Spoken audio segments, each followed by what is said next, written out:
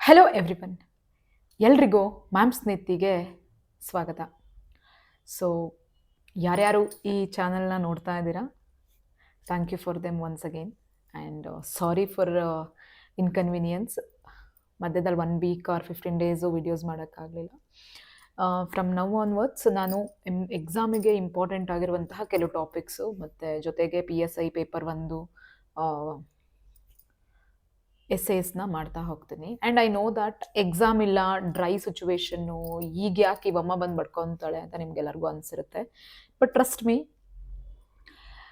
ಅರ್ಜುನ ಒಬ್ಬ ಒಳ್ಳೆ ಬಿಲ್ಲುಗಾರ ಆಗೋಕ್ಕೆ ಕಾರಣ ಏನಂತಂದರೆ, ಅವನು ಯಾವಾಗ್ಲೂ ಯುದ್ಧಗಳಿರಲಿ ಇಲ್ಲದೆ ಇರಲಿ ಹಿ ಯೂಸ್ ಟು ಪ್ರಾಕ್ಟೀಸ್.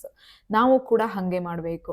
ಇವಾಗ ಫಾರ್ ಎಕ್ಸಾಂಪಲ್ ನಾವು ವರ್ಕ್ ಕೂಡ ಮಾಡ್ತಾ ಇಲ್ಲ, ಜೊತೆಗೆ ಎಕ್ಸಾಮ್ ಇಲ್ಲ ಅಂತ ನಾವು ಓದ್ತಾ ಇಲ್ಲ ಅಂತಂದರೆ ನಾವು ನಮ್ಮ ಪೇರೆಂಟ್ಸ್ ಮನಿನ ವೇಸ್ಟ್ ಮಾಡ್ತಿದ್ದೀವಿ ಅಂತ ಅರ್ಥ. ಸೊ ದಿನಕ್ಕೆ ಎಷ್ಟಾಗುತ್ತೆ ಮ್ಯಾಕ್ಸಿಮಮ್ ಪುಷ್ ಮಾಡಿ. ನೋಟಿಫಿಕೇಶನ್ ಇವತ್ತೆಲ್ಲ ನಾಳೆ ಬರಲೇಬೇಕು, ಇವತ್ತೆಲ್ಲ ನಾಳೆ ಇದು ಖಾಲಿರುವಂತಹ ಹುದ್ದೆಗಳು ಫಿಲ್ ಆಗಲೇಬೇಕು. So PC, PSI, group C, ಸಬ್ ರಿಜಿಸ್ಟ್ರ್, KPSC ಎಲ್ಲವೂ ಮತ್ತೆ ಮತ್ತೆ ಬರ್ತಾನೆ ಇರುತ್ತೆ. ಸೊ ದಯವಿಟ್ಟು ಓದ್ತಾ ಇರಿ. ಈಗ ಎಕ್ಸಾಮಲ್ಲಿ ನಾವು ಪ್ರತಿಯೊಂದು ಎಕ್ಸಾಮ್ಸಲ್ಲೂ ಕೂಡ ಇಂಟರ್ನ್ಯಾಷನಲ್ ಆರ್ಗನೈಸೇಷನ್ ಬಗ್ಗೆ ಕ್ವಶನ್ ಕೇಳ್ತಾರೆ. ಅಲ್ಲಿ mainly head quarters, founding year, ಮತ್ತು ಟೋಟಲ್ ಮೆಂಬರು, ಇಂಡಿಯಾ ಮೆಂಬರ್ ಹೌದೋ ಅಲ್ವೋ ಅನ್ನೋದು, ಅದಾದಮೇಲೆ ಆಬ್ಜೆಕ್ಟಿವ್ಸ್. ಇಷ್ಟನ್ನು ನಾವು ಪ್ರತಿಯೊಂದು ಆರ್ಗನೈಸೇಷನ್ನು ತಿಳ್ಕೊಳ್ಬೇಕು. Very important organisation. ಸೊ ಇವತ್ತು ನಮಗೆ ಎಷ್ಟು ಇಂಪಾರ್ಟೆಂಟ್ ಆಗುತ್ತೆ ಅಷ್ಟು ತಿಳ್ಕೊಳ್ಳೋಣ. ಮತ್ತು ನೆಕ್ಸ್ಟ್ ಅಪ್ಕಮಿಂಗ್ ವೀಡಿಯೋಸಲ್ಲಿ ಮತ್ತೆ ನಾನು ಅದನ್ನು ಕಂಟಿನ್ಯೂ ಮಾಡೋಕ್ಕೆ ಟ್ರೈ ಮಾಡ್ತೀನಿ. ಯುನೈಟೆಡ್ ನೇಷನ್ ಇದು ತುಂಬ ಇಂಪಾರ್ಟೆಂಟ್ ಆಗಿರುವಂತಹ ಒಂದು ಆರ್ಗನೈಸೇಷನ್ನು. ಇದ್ರದ್ದು ಫೌಂಡಿಂಗ್ ಯಾವಾಗ ಆಯಿತು ಅಂದರೆ 1945 ಇದು ಫೌಂಡಿಂಗ್ ಆಯಿತು. ನಿಮಗೆ ಗೊತ್ತಿರಬೇಕು, India is also a founding member ಅಂದ್ಬಿಟ್ಟು. ಅದಾದಮೇಲೆ ಹೆಡ್ ಕ್ವಾರ್ಟರ್ಸ್ ಎಲ್ಲಿದೆ? New York, USA ನ್ಯೂಯಾರ್ಕಲ್ಲಿದೆ. ಟೋಟಲ್ ಮೆಂಬರ್ಸ್ ಎಷ್ಟು? 193 and India is also a member. ಇದ್ರದ್ದು ಮೇಜರ್ ಆಬ್ಜೆಕ್ಟಿವ್ಸ್ ಏನು? ಪೀಸ್ ಆ್ಯಂಡ್ ಮತ್ತು ಸೆಕ್ಯುರಿಟಿನ, ಶಾಂತಿ ಮತ್ತು ಸೌಹಾರ್ದತೆಯನ್ನು ಕಾಪಾಡೋದು, ಸಂರಕ್ಷಣೆ ಮಾಡುವಂಥದ್ದು, ಮತ್ತು ಮಾನವ ಹಕ್ಕುಗಳು ಅಂದರೆ human rights, development and poverty education, development ಮತ್ತು ಪಾವರ್ಟಿ ರಿಡಕ್ಷನ್ನು ಅಥವಾ ಪಾವರ್ಟಿ ಇರಾಡಿಕೇಟ್ ಮಾಡುವಂಥದ್ದು. ಇದ್ರದ್ದು ಮೇನ್ ಆರ್ಗನೈಸೇಷನ್ಸ್ ಯಾವುದಿದೆ ಅಂತಂದರೆ United Nation security council, United Nation general assembly, economic social organisation, international court of justice and its secretariat ಇದೆ. ಇದು ಇದ್ರದ್ದು ಮೇಜರ್ ಆರ್ಗನೈಸೇಷನ್ ಅಂದರೆ ಆರ್ಗನ್ಸ್, UN ಕೆಳಗಡೆ ಬರುವಂತಹದ್ದು. ಎಕ್ಸಾಮಲ್ಲಿ ನಿಮಗೆ ಈ 5 ಕೊಟ್ಟು ಈ 5 ಮತ್ತು ಇನ್ನೊಂದು ICC ಅಂತ ಬರುತ್ತೆ, ಅದನ್ನು ಕೊಡ್ಬೋದು, international court of criminal court ಅಂತ. ಅದು ನಮಗೆ UN ಬರೋದಿಲ್ಲ. ಸೊ ನಿಮಗೆ ಗೊತ್ತಿರಬೇಕು ಮೇನ್ ಯಾವುದಂದರೆ UNSC, UNGA, ECOSOC, ICJ ಅಂದರೆ ಇಂಟರ್ನ್ಯಾಷನಲ್ ಕೋರ್ಟ್ ಆಫ್ ಜಸ್ಟಿಸ್ ಮತ್ತು ಇದ್ರದ್ದು ಸೆಕ್ರೆಟರಿಯೇಟು. ಇದು ಇದ್ರದ್ದು ಮೇಯ್ನು ಆರ್ಗನ್ಸು. ಇಂಡಿಯಾ ಮತ್ತು UN ರಿಲೇಷನ್ಶಿಪ್ ಏನು, ಇದ್ರ ಮೇಲೂ ಕೂಡ ಕ್ವಶನ್ ಕೇಳೋದಿಲ್ಲ. ಬಟ್ ನಮಗೆ ಗೊತ್ತಿರಬೇಕು ಮೇಜರ್ ಪೀಸ್ ಕೀಪಿಂಗಲ್ಲಿ ಅಂದರೆ ಶಾಂತಿ ಸೌಹಾರ್ದತೆಯನ್ನು ಕಾಣೋದ್ರಲ್ಲಿ ನಮ್ಮ ಇಂಡಿಯಾದು ಅರೌಂಡ್ 1 lakh ಸೋಲ್ಜರ್ಸ್ ಇದ್ದಾರೆ ಅಲ್ಲಿ. ನಮ್ಮ ಕಾಂಟ್ರಿಬ್ಯೂಷನ್ನು ಪೀಸ್ ಕೀಪಿಂಗಿಗೆ. So this is all about the united ನೇಷನ್ದು. ಮೇನ್ಲಿ ನೀವು ಫೌಂಡರು ಯಾವಾಗ ಆಯಿತು, ಇಂಡಿಯಾ ಫೌಂಡಿಂಗ್ ಮೆಂಬರ್ ಹೌದು ಅಲ್ವೋ, ಇದ್ರದ್ದು ಹೆಡ್ ಕ್ವಾರ್ಟರ್ಸ್ ಯಾವುದು, ಟೋಟಲ್ ಮೆಂಬರ್ಸ್ ಎಷ್ಟಿದ್ದಾರೆ, ಆಬ್ಜೆಕ್ಟಿವ್ ಏನು, ಮತ್ತು ಮೇನ್ ಆರ್ಗನ್ಸು, ಇದನ್ನು ನೀವು ನೆನ್ಪಿಟ್ಕೊಳ್ಳಿ. ಯಾಕಂದರೆ ಒಂದು ಲೈನಲ್ಲಿ ಕೇಳ್ಬೋದು. ಯುನೈಟೆಡ್ ನೇಷನ್ನು ಫೌಂಡಿಂಗ್ 1945 ಫೈಂಡಿಂಗ್ ಆಯಿತು, ಆ್ಯಂಡ್ ಇದ್ರದ್ದು ಹೆಡ್ ಕ್ವಾರ್ಟರ್ಸ್ ನ್ಯೂಯಾರ್ಕಲ್ಲಿದೆ ಅಂತ ಒಂದು ಸೆಂಟೆನ್ಸ್. ಮತ್ತು ಇಂಡಿಯಾ ಇದ್ರದ್ದು founding member, only 1, only 2, only 3 ಈ ಥರ ಕ್ವಶನ್ಸು ಬರುವ ಸಾಧ್ಯತೆ ಹೆಚ್ಚಿರುತ್ತದೆ. So you have to concentrate on that. ಓಕೆನಾ? Next international monetary fund, IMF ತುಂಬ ಇಂಪಾರ್ಟೆಂಟು. ಯಾಕಂತಂದರೆ ಯಾವುದೇ ಒಂದು ರಾಷ್ಟ್ರ ಅಥವಾ ದೇಶ ಕ್ರೈಸಿಸ್ಸಲ್ಲಿದ್ದಾಗ, ಅಂದರೆ ಫಿನಾನ್ಷಿಯಲ್ ಕ್ರೈಸಿಸ್ ಇರುತ್ತಲ್ಲ, ಐ ಆಮ್ ರಿಯಲಿ ಸಾರಿ, ಸ್ವಲ್ಪ ವಾಯ್ಸ್ ಇದಾಗಿದೆ. ಫಿನಾನ್ಷಿಯಲ್ ಕ್ರೈಸಿಸ್ ಇರುತ್ತಲ್ಲ, ಅಂದರೆ ಯಾವುದಾದ್ರೂ ಇವಾಗ ವೆನೆನ್ಜುಲಾದು last 2 years back full financial crash ಆಗಿಬಿಟ್ಟು ಜನರಿಗೆ ಅಂದರೆ ಒಂದು ಅವ್ರದ್ದು ರುಪಿ ತುಂಬ ಡೌನ್ ಆಗಿತ್ತು ಆ ಥರ ಸಿಚುವೇಷನಲ್ಲಿ, ಇಲ್ಲ ಅಂತಂದರೆ ಯಾವುದಾದ್ರೂ ದೇಶದಲ್ಲಿ ಫಿನಾನ್ಷಿಯಲ್ ಎಮರ್ಜೆನ್ಸಿ ಅಥವಾ ವಾರ್ಸು ಅಥವಾ ಯಾವುದಾದ್ರೂ ಟೆರರಿಸ್ಟ್ ಅಟ್ಯಾಕ್ ಅಂದರೆ ದೇಶ ಫೈನಾನ್ಸ್ದು ಕ್ರೈಸಿಸ್ಗೆ ಹೋಗುತ್ತೆ. ಅಂದರೆ ಅಲ್ಲಿದು ರುಪಿ ಅಥವಾ ಅಲ್ಲಿದು ಕರೆನ್ಸಿ ಗ್ಲೋಬಲ್ ಕರೆನ್ಸಿ ಕಂಪೇರ್ ಮಾಡಿದಾಗ ಡೌನ್ ಆಗುವಂಥದ್ದು, ಅಥವಾ ಯಾವುದೇ ರೀತಿಯ ಇಂಟರ್ನಲ್ ವಾರ್ ಆಗಿರಬಹುದು, ಬೇರೆ ಯಾವುದೇ ರೀತಿಯಲ್ಲಿ ಎಮರ್ಜೆನ್ಸಿ ಅಂದರೆ ಅವ್ರ ಹತ್ರ ದುಡ್ಡೇ ಇಲ್ಲ ಅಂದಾಗ ಎಮರ್ಜೆನ್ಸಿಗೆ. ಆ್ಯಂಡ್ ನಿಮಗೆ ನೆನಪಿರಬೇಕು, ಇವರು ಇದಕ್ಕೋಸ್ಕರ ಕೊಡೋದಿಲ್ಲ, ಏನಕ್ಕೆ ನಿಮಗೆ ಏನಂತಾರೆ ಡೆವಲಪ್ಮೆಂಟಿಗೆ ದುಡ್ಡು ಕೊಡೋದು ಅವೆಲ್ಲ ಮಾಡಲ್ಲ IMF. ಓಕೆನಾ. ಇದ್ರದ್ದು ಫೌಂಡಿಂಗ್ ಯಾವಾಗಾಯಿತು? 1944 ವಾಷಿಂಗ್ಟನ್ DC ಇದ್ರದ್ದು ಹೆಡ್ ಕ್ವಾರ್ಟರ್ಸ್ ಇದೆ.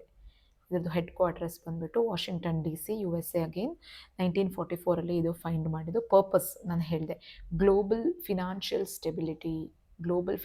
ಸ್ಟೆಬಿಲಿಟಿ ಮತ್ತು ಬ್ಯಾಲೆನ್ಸ್ ಆಫ್ ಪೇಮೆಂಟ್ ಸಪೋರ್ಟ್ ಕ್ರೈಸಿಸಲ್ಲಿರುತ್ತಲ್ಲ ಅದಕ್ಕೆ. ಮತ್ತು ಟೂಲ್ಸ್, ಲೋನ್, ಕಂಡೀಷ್ನಲ್ ಲೋನ್ಸ್ ಇರುತ್ತೆ, ಸರ್ವಲೆನ್ಸ್ ಮಾಡ್ತಾರೆ, ಮತ್ತು ಟೆಕ್ನಿಕಲ್ ಅಸಿಸ್ಟೆನ್ಸ್ ಕೂಡ ಕೊಡ್ತಾರೆ.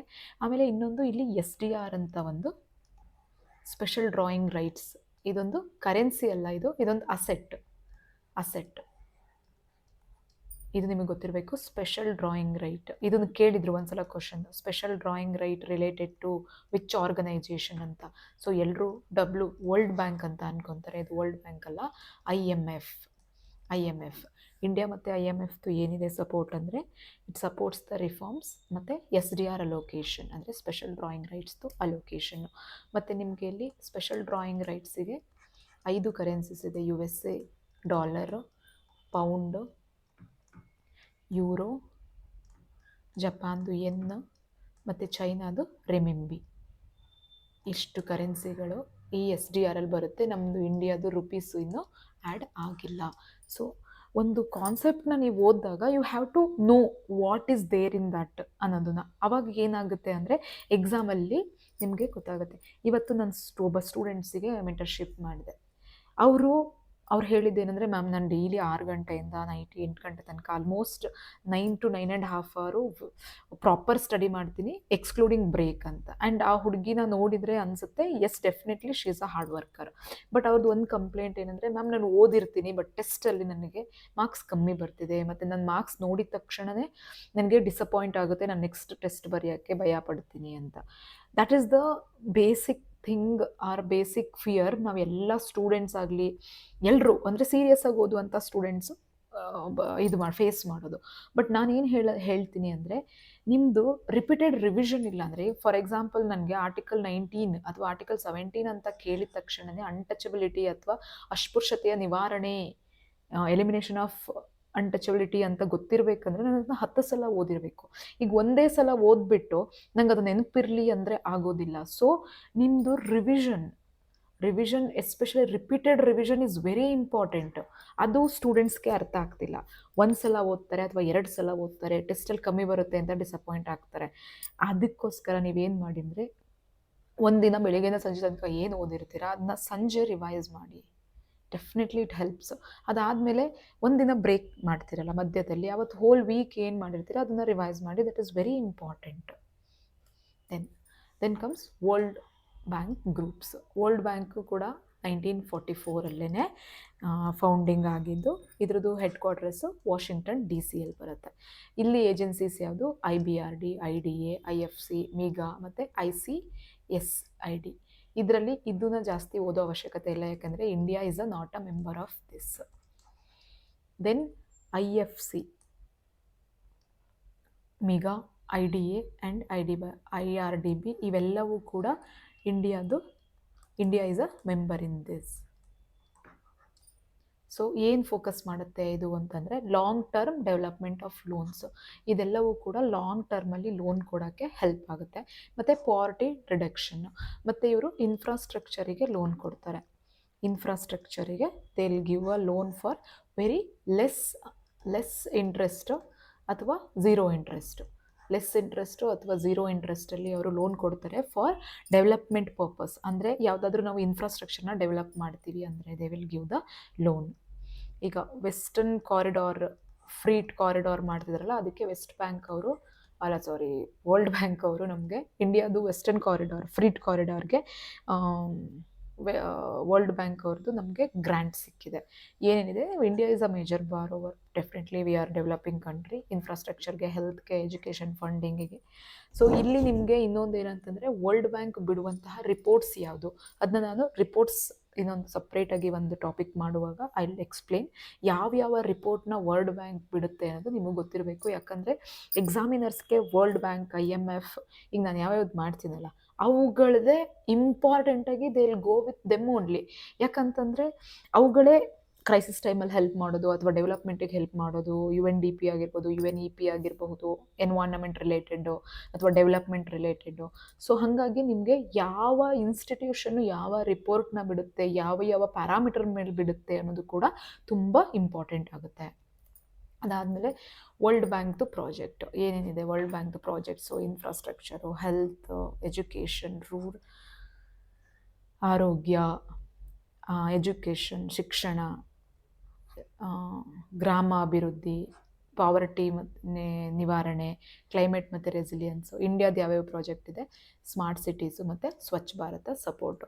ನೀವು ಇದನ್ನೆಲ್ಲ ಒಂದ್ಸಲ ಕೇಳಿಸ್ಕೊಂಡ್ರು ಕೂಡ I am telling you it's worth watching. ನಿಮಗೆ ಒಂದು ನಿಮಿಷನೂ ಕೂಡ ನಾನು ಫಾಲ್ತು ಮಾತಾಡೋದಿಲ್ಲ. I will just explain which is necessary for the exams. And ನೀವು ಇಷ್ಟು ನೋಡ್ಕೊಂಡ್ರೂ ಕೂಡ I can assure you that ನೀವು ಎಲಿಮಿನೇಷನ್ ಮೆಥಡ್ ಆದರೂ ಯೂಸ್ ಮಾಡಿಬಿಟ್ಟು ಆ ಕ್ವಶನಿಗೆ ಆನ್ಸರ್ ಮಾಡ್ಬೋದು. ಯಾವುದೇ ಒಬ್ಬ tutor only they focuses on the content ಅಂತಂದರೆ ನೀವು ಆ ವಿಡಿಯೋನ ನೋಡಿ, ಬಿಕಾಸ್ ಇಟ್ಸ್ ವರ್ತ್. ನಾನು ಮತ್ತೆ ಫಾಲ್ತುವಾಗಿ ನಿಮಗೆ ಕ್ಲಿಯರ್ ಆಗೇ ಆಗ್ತೀರಾ, ಇಷ್ಟು ಮಾಡಿ ಅಷ್ಟು ಮಾಡಿ, ನೋ, ಕ್ಲಿಯರ್ ಆಗೇ ಆಗ್ತೀರಾ ವೆನ್ ಯು ಸ್ಟಡಿ ಹಾರ್ಡ್. ನಾನೇನೋ ಹೇಳಿದ ತಕ್ಷಣವೇ ಮೋಟಿವೇಶನಲ್ಲಿ ನೀವು ಕ್ಲಿಯರ್ ಆಗೋದಾಗಿದ್ರೆ ನಾನು ಕ್ಲಿಯರ್ ಆಗಿರ್ತಿದ್ದೆ. I am not saying that ನಾನು ಸ್ಟಡಿ ಹಾರ್ಡ್ ಮಾಡಿಲ್ಲ ಅಂತ. ಎಲ್ಲೋ ಒಂದು ಕಡೆ ನನಗೆ ಲಕ್ಕು ಕೈ ಕೊಡ್ತು, ಇಂಟರ್ವ್ಯೂ ಮಾರ್ಕ್ಸು ಸ್ವಲ್ಪ ಕಮ್ಮಿ ಆಯಿತು, ಆ್ಯಂಡ್ ಮೇನ್ಸಲ್ಲಿ ಕೂಡ ಎಲ್ಲೋ ಒಂದು ಕಡೆ ನಾನು ಇಡುವುದೆ. ಈವನ್ 2 ಮೇನ್ಸಸ್ಸಲ್ಲೂ ಕೂಡ somewhere I did mistake. That's what I am saying that ನೀವು ಆ ಮಿಸ್ಟೇಕ್ ಮಾಡಬೇಡಿ ಅಂದ್ಬಿಟ್ಟು. And motivation works only to sit to read, that won't come to clear your exams, your hard work, your persistence and your consistency. ನಾನಿಲ್ಲಿ ಎಷ್ಟೇ ಬಡ್ಕೊಂಡ್ರೂ ಕೂಡ ನೀವು ಓದಲಿಲ್ಲ ಅಂದರೆ ಏನೂ ಮಾಡೋಕ್ಕಾಗಲ್ಲ. ನಾನು ನನ್ನ ಸ್ಟೂಡೆಂಟ್ಸಿಗೆ ಲಾಸ್ಟ್ ವೀಕು ಇದನ್ನೇ ಹೇಳಿದ್ದೆ. ಯಾಕಂತಂದರೆ their performance was weak. I can understand that is because no notifications ಅಂತ. ಬಟ್ ನೋಟಿಫಿಕೇಷನ್ ಬರೋ ತನಕ ಕಾಯ್ತಾ ಇದ್ದರೆ ನಿಮ್ಮನ್ನು ಬಿಟ್ಟು ನಿಮ್ಗೆ ಯಾರಿಗೂ ಗೊತ್ತಿಲ್ಲದೆ ಇರೋ 1000 ಜನ ಎಲ್ಲೋ ಕೂತ್ಕೊಂಡು ಹಾರ್ಡ್ ವರ್ಕ್ ಮಾಡ್ತಿರ್ತಾರೆ, ಯಾವುದೋ ವಿಡಿಯೋಗಳನ್ನ ನೋಡ್ತಾ ಇರ್ತಾರೆ, ಯಾವುದೋ ಎಸ್ಸೆ ಬರಿತಾ ಇರ್ತಾರೆ, ಯಾವುದೋ ಮೆಂಟರ್ಶಿಪ್ ತಗೊಳ್ತಿರ್ತಾರೆ. But be in that 1000 people, that's all. World trade organization very important. ಇದು ಫೌಂಡಿಂಗು 1995 ಆಯಿತು. ಮತ್ತು ಇದ್ರದ್ದು ಹೆಡ್ ಕ್ವಾರ್ಟರ್ಸ್ ಎಲ್ಲಿದೆ ಅಂತಂದರೆ ಜಿನೇವಾದಲ್ಲಿ ಇದ್ರದ್ದು ಹೆಡ್ ಕ್ವಾರ್ಟರ್ಸ್ ಇದೆ. ಇದ್ರದ್ದು ವರ್ಲ್ಡ್ ಟ್ರೇಡ್ ಆರ್ಗನೈಜೇಷನ್ದು ಇಂಪಾರ್ಟೆಂಟಾಗಿ ಕ್ವಶನ್ ಕೇಳ್ತಾರೆ. ಯಾಕಂದರೆ agreement on agriculture related to ಅಂತ ಹೇಳಿ ಒಂದು KPSC ಕ್ವಶನ್ನೇ ಕೇಳಿದರು.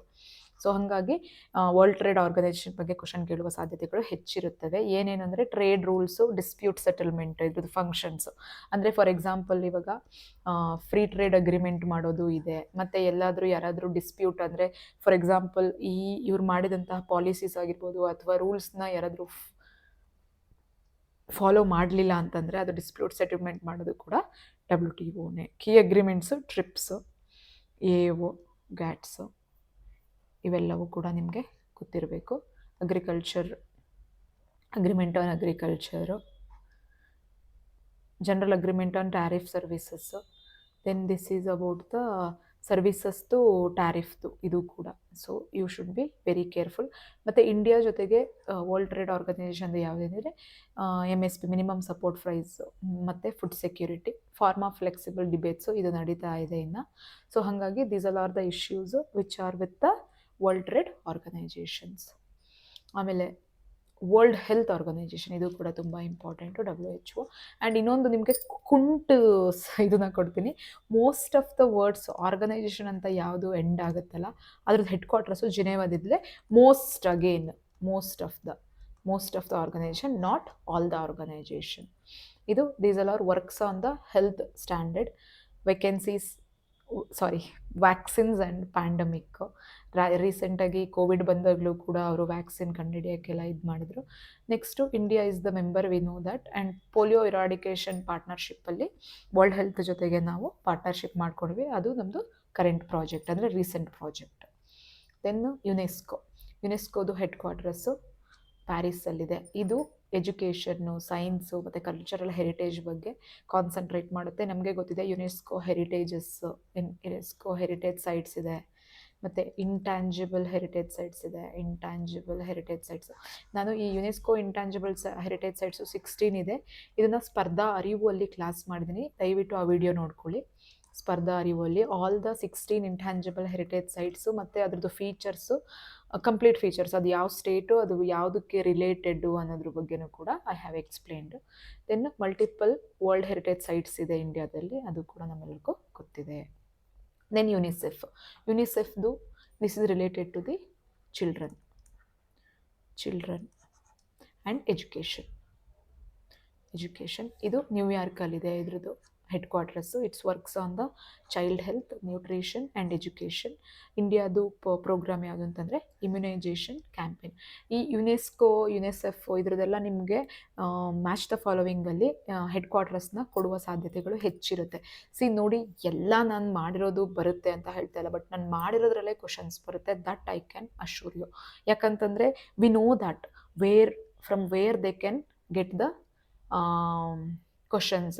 ಲಾಸ್ಟ್ ಟೈಮ್ ನನ್ನ ಸ್ಟೂಡೆಂಟ್ಸ್ ಒಬ್ಬರು ಕಾಲ್ ಮಾಡ್ಬಿಟ್ಟು ಹೇಳಿದರು, ಮ್ಯಾಮ್ ನೀವು ಏನೇನು ಮ್ಯಾಮ್ಸ್ ನೀತಿಯಲ್ಲಿ ಹಾಕಿದ್ರಿ ಪೇಪರ್ ಕಟ್ಟಿಂಗು, ಅದರಿಂದ ನಮಗೆ 20 to 30 ಕ್ವಶನ್ ಬಂದಿತ್ತು. But that was actually happy moment for me, because ಒಂದು ಎಕ್ಸಾಮಲ್ಲಿ 20 ರಿಂದ 30 ನಮ್ಮ ಚಾನಲಲ್ಲಿ ಹಾಕಿದಂತಹ ಕರೆಂಟ್ ಅಫೇರ್ ಕಟ್ಟಿಂಗ್ಸಿಂದ ಬಂದಿತ್ತಂತಂದರೆ, though I did claim it, because ಅಷ್ಟು ಬೇಗ ನಾವು ಸೆಲೆಬ್ರೇಟ್ ಮಾಡೋದು ಬೇಡ. ನನಗೆ ನನ್ನ ಸ್ಟೂಡೆಂಟ್ಸ್ ಲಿಸ್ಟಲ್ಲಿ ಇರಬೇಕು, ಅದು ಇಂಪಾರ್ಟೆಂಟು. ನಾಟ್ ನನ್ನ ಚಾನಲ್ಲಿಗೆ ನಂಬರ್ ಆಫ್ ಸಬ್ಸ್ಕ್ರೈಬರ್ ಆಗೋದು ಅಥವಾ ವ್ಯೂಸ್ ಆಗೋದಲ್ಲ. ಸ್ಟೂಡೆಂಟ್ಸು, ನಾನು ಇದರಲ್ಲಿ ಒಬ್ಬ ಅಥವಾ ಇಬ್ಬರು ಸ್ಟೂಡೆಂಟ್ಸ್ ಕ್ಲಿಯರ್ ಆದ್ರೂ ಕೂಡ I can do the classes for them. that is my commitment to my students. Then comes OPECದು ಹೆಡ್ ಕ್ವಾರ್ಟರ್ಸು ವಿಯೆನಾದಲ್ಲಿದೆ. ಇದು ನಮಗೆ ಗೊತ್ತೇ ಇದೆ. ಇದ್ರದ್ದು ಗ್ಲೋಬಲ್ ಆಯಿಲ್ ಸಪ್ಲೈನ ಕಂಟ್ರೋಲ್ ಮಾಡೋಕ್ಕೆ. ಇಂಪ್ಯಾಕ್ಟ್ಸ್ ಆನ್ ಇಂಡಿಯಾಗೆ ಏನಂತಂದರೆ, ಅಲ್ಲೇನಾದರೂ ಕ್ರೈಸಿಸ್ ಆದರೆ OPEC ಕಂಟ್ರೀಸಲ್ಲಿ ನಮ್ಮದು ಪೆಟ್ರೋಲ್ ಮತ್ತು ಡೀಸೆಲ್ ಪ್ರೈಸು ಫ್ಲಕ್ಚುವೇಟ್ ಆಗ್ತಾ ಇರುತ್ತೆ. ಸೊ ಹಾಗಾಗಿ ನಮ್ಮ ರಿಲೇಷನ್ಶಿಪ್ಪು OPEC ಜೊತೆಗೆ ಯಾವಾಗಲೂ ಚೆನ್ನಾಗೇ ಇರಬೇಕು. Then International atomic Energy Agency, ಇದು ಕೂಡ ವಿಯೆನ್ನಾ, ಆಸ್ಟ್ರಿಯಾ ದೇಶದಲ್ಲಿರುವಂಥದ್ದು. ಇದು ನ್ಯೂಕ್ಲಿಯರ್ ಸೇಫ್ಟಿ ಮತ್ತು ಇನ್ಸ್ಪೆಕ್ಷನ್ ಮಾಡುತ್ತೆ. ಇಂಡಿಯಾದು ಸಿವಿಲ್ ನ್ಯೂಕ್ಲಿಯರ್ ಕೋಆರ್ಪೊರೇಷನ್. ಇದು ನಿಮಗೆಲ್ಲ ಡೈರೆಕ್ಟಾಗಿ ಅವ್ರು ಕೇಳ್ತಾರೆ, India is the member or not ಅಂತ. ಇಂಟರ್ನ್ಯಾಷನಲ್ ಅಟೋಮಿಕ್ ಎನರ್ಜಿ ಏಜೆನ್ಸಿದು ಇಂಡಿಯಾ ಮೆಂಬರ್ ಹೌದೋ ಅಲ್ವೋ, ಮತ್ತು ಇದರದ್ದು ಹೆಡ್ ಕ್ವಾರ್ಟರ್ಸ್ ಎಲ್ಲಿದೆ, ಇಂಥ ಕ್ವಶನ್ಸ್ ಕೇಳುವ ಸಾಧ್ಯತೆಗಳು ಹೆಚ್ಚಿರುತ್ತದೆ. ದೆನ್ ಕಮ್ಸ್ G20 ತುಂಬ ಇಂಪಾರ್ಟೆಂಟ್, ಯಾಕಂದರೆ 2023ಯಲ್ಲಿ ಇಂಡಿಯಾ G20 ಇದು ಹೋಸ್ಟ್ ಮಾಡಿತ್ತು. ಇದು ಅಂಡಮಾನ್ ನಿಕೋಬಾರಲ್ಲಿ ಒಂದಿನ ಸೆಷನ್ ಇತ್ತು. ಆ ಟೈಮಲ್ಲಿ I was there in Andaman and Nicobar 2023 ಡಿಸೆಂಬರಲ್ಲಿ. ಸೊ ಅವರಿಗೋಸ್ಕರ ಅವರು ಎಷ್ಟು ಡೆಕೋರೇಷನ್ ಮಾಡಿದ್ರು ಗೊತ್ತಾ ಅಂಡಮಾನನ್ನು. ಅಂದರೆ decoration in the sense to welcome them, they hosted a very good, ಒಂಥರ ಎಲ್ಲ ಕಡೆ ಫ್ಲಾಗ್ಸ್ ಹಾಕಿ, that was very happy moment to see. And ಇದರಲ್ಲಿ 19 ಮೆಂಬರ್ಸು ಪ್ಲಸ್ EU ಸ್ಟೇಟ್ಸ್. ಯಾವ್ಯಾವುದು 19 members? Argentina, Australia, Brazil, Canada, China, France, Germany, India, Indonesia, Italy, Japan, Mexico, Russia, Saudi Arabia, south Africa, south Korea, Turkey, United Kingdom, United state. And ಈ ವಿಡಿಯೋನ ನಿಮಗೆ G20 complete details ಕೂಡ ಅರಿವು ಅಲ್ಲಿ ನಿಮಗೆ ಸಿಗುತ್ತೆ. ನಾನು ಅಲ್ಲಿ ಮಾಡಿರೋಂಥ ಟಾಪಿಕ್ಸು ಇಲ್ಲಿ ನಾನು ಮಾಡ್ತಾ ಇಲ್ಲ, ಯಾಕಂದರೆ ರಿಪೀಟೆಡ್ ಆಗುತ್ತೆ ಅಂತ ಹೇಳಿಬಿಟ್ಟು. G20 ಬಗ್ಗೆ ಇನ್ನೊಬ್ಬರು ಮ್ಯಾಮು ತುಂಬ ಡೀಟೇಲಿಂಗಾಗಿ ಎಕ್ಸ್ಪ್ಲೈನ್ ಮಾಡಿದ್ದಾರೆ, ನೀವು ಅದನ್ನು ನೋಡ್ಕೊಳ್ಳಿ. ಎಕಾನಮಿ, ಡೆಪ್ತ್ ಮತ್ತು ಕ್ಲೈಮೇಟ್ ಫಿನಾನ್ಸ್, ಇದು ಏನು ಫೋಕಸ್ ಮಾಡುತ್ತೆ ಅಂದರೆ ಎಕಾನಮಿ ಬಗ್ಗೆ, ಡೆಟ್ ಬಗ್ಗೆ ಮತ್ತು ಫಿನಾನ್ಸ್ ಬಗ್ಗೆ. ಇಲ್ಲಿ ಹೋಸ್ಟ್ ಮಾಡಿದ್ರು 2023ಯಲ್ಲಿ. ಆ್ಯಂಡ್ ನಿಮ್ಗೆ ಗೊತ್ತಿರಬೇಕು ಈ ಸಲ ಯಾರು ಹೋಸ್ಟ್ ಮಾಡಿದರು, ಎಲ್ಲಿ ಆಯಿತು ಅಂತ, ಅದೆಲ್ಲ ಡೀಟೇಲ್ಸು ಆ G20 ಒಂದು ಕಂಪ್ಲೀಟ್ 20 ಮಿನಿಟ್ಸ್ ವಿಡಿಯೋ ಮ್ಯಾಮ್ ತುಂಬ ಚೆನ್ನಾಗಿ ಮಾಡಿದ್ದಾರೆ. Just go through it. How it functions, not on a treaty based, it's an informal forum. Finance track ಮತ್ತು ಶರ್ಪಾ ಟ್ರ್ಯಾಕ್ ಮಾಡುತ್ತೆ. Deals with economy, debt and climate finance, global leadership coordination. BRICS ನಮ್ಗೆ ಗೊತ್ತೇ ಇದೆ, Brazil, Russia, India, China, South Africa ಇವುಗಳು ಸೇರಿ ಮಾಡ್ಕೊಂಡಿರುವಂತಹ ಒಂದು ಇದು. ಈಗ ಬ್ರಿಕ್ಸ್ ಕರೆನ್ಸಿ ಮಾಡೋಣ ಅಂತ ಹೇಳಿ ಒಂದು ಪ್ರಪೋಸಲ್ ಇತ್ತು, ಬಟ್ ಸದ್ಯಕ್ಕೆ ಅದ್ರ ಬಗ್ಗೆ ಏನು ಮಾಹಿತಿ ಇಲ್ಲದೆ ಇರೋದ್ರಿಂದ I mean we have a BRICS bank, new development bank ಅಂತ ಇದೆ. This is a multipolar world order. ಅಂದರೆ ಈಗ ರಷ್ಯಾ, ಇಂಡಿಯಾ, ಚೈನಾ ಸೇರಿಕೊಂಡು ದೊಡ್ಡಣ್ಣ USA ಟಕ್ಕರ್ ಕೊಡುವಂತಹ ಒಂದು ಇದು. ಸೊ ಇದ್ರ ಬಗ್ಗೆನೂ ಕೂಡ ಕ್ವಶನ್ ಕೇಳೋ ಸಾಧ್ಯತೆ ಹೆಚ್ಚಿರುತ್ತೆ. ಇದರಲ್ಲಿ ಏನಂತಂದರೆ ಚೈನಾ ಡಾಮಿನೆನ್ಸಿನೇ ಒಂದು ನಮಗೆ ಪ್ರಾಬ್ಲಮ್ ಆಗ್ತಿರುವಂತಹದ್ದು. ಇಲ್ಲಿ ನ್ಯೂ ಡೆವಲಪ್ಮೆಂಟ್ ಬ್ಯಾಂಕ್ದು funding. Then comes SCO, Shanghai cooperation organisation. ಇದ್ರದ್ದು ಹೆಡ್ ಕ್ವಾರ್ಟರ್ಸು ಬೀಜಿಂಗಲ್ಲಿದೆ. ಇದು ರೀಜನಲ್ ಸೆಕ್ಯೂರಿಟಿ ಮತ್ತು ಕಾರ್ಪೊರೇಷನ್ದು ಡೀಟೇಲಿಂಗು. ಇಲ್ಲಿ ಇಂಡಿಯಾದಲ್ಲಿ ಕೌಂಟರ್ ಟೆರರಿಸಮ್ ಮತ್ತು ಕನೆಕ್ಟಿವಿಟಿ ಇಂಟ್ರೆಸ್ಟ್. ಇದರಲ್ಲಿ ನಿಮಗೆ ಕೇಳುವಂಥ ಸಾಧ್ಯತೆ ಕಮ್ಮಿ, ಬಟ್ ಕೇಳಿದರೆ ಬೀಜಿಂಗ್ ಚೈನಾ ಅಂತ ಕೇಳ್ಬೋದು. ಮತ್ತು ಏಷ್ಯನ್ ಡೆವಲಪ್ಮೆಂಟ್ ಬ್ಯಾಂಕು, ಇದು ಮನಿಲಾದಲ್ಲಿದೆ. Focus infrastructure. India is a major borrower. ಮತ್ತು ಜಪಾನ್ ಆ್ಯಂಡ್ ಚೈನಾದು ಹೈಯೆಸ್ಟ್ ಇದಿದೆ, ಏನು contribution in this bank. And ಇನ್ನೊಂದು ಏಷ್ಯನ್ ಡೆವಲಪ್ಮೆಂಟ್ ಬ್ಯಾಂಕ್ ಅಂತ ಇದೆ. ಇಲ್ಲಿ ಮೆಂಬರ್ಸು ಓನ್ಲಿ ಏಷ್ಯನ್ ಅಲ್ಲ, ಪೆಸಿಫಿಕ್ ಅವರು ಕೂಡ ಇರ್ತಾರೆ. ಓನ್ಲಿ ಏಷ್ಯನ್ ಅಲ್ಲ, ಪೆಸಿಫಿಕ್ ರೀಜನ್ ಅವರು ಕೂಡ ಇದರಲ್ಲಿ ಮೆಂಬರ್ಸ್ ಇದ್ದಾರೆ. Then comes Asian infrastructure investment bank. ಇದ್ರದ್ದು ಕೂಡ ಹೆಡ್ ಕ್ವಾರ್ಟರ್ಸ್ ಬೀಜಿಂಗಲ್ಲಿದೆ. ದೆನ್ ಇದು ಇನ್ಫ್ರಾಸ್ಟ್ರಕ್ಚರ್ ಫಿನಾನ್ಸಿಂಗು. ಇಂಡಿಯಾ ಇದ್ರದ್ದು second largest share holder. So this is about the major organisations of international organisation which can be asked in the exams. ಇದ್ರದ್ದು ನೀವು ಇಷ್ಟು ನೋಡಿಕೊಂಡ್ರೂ ಕೂಡ I think that if you use your brain you can eliminate certain options. So it will help you. That's all for the day. See you in the next video. Keep watching. ನಿಮಗೆ ಇದು ಇಷ್ಟ ಆದರೆ ನಿಮ್ಮ ಫ್ರೆಂಡ್ಸಿಗೂ share ಮಾಡಿ.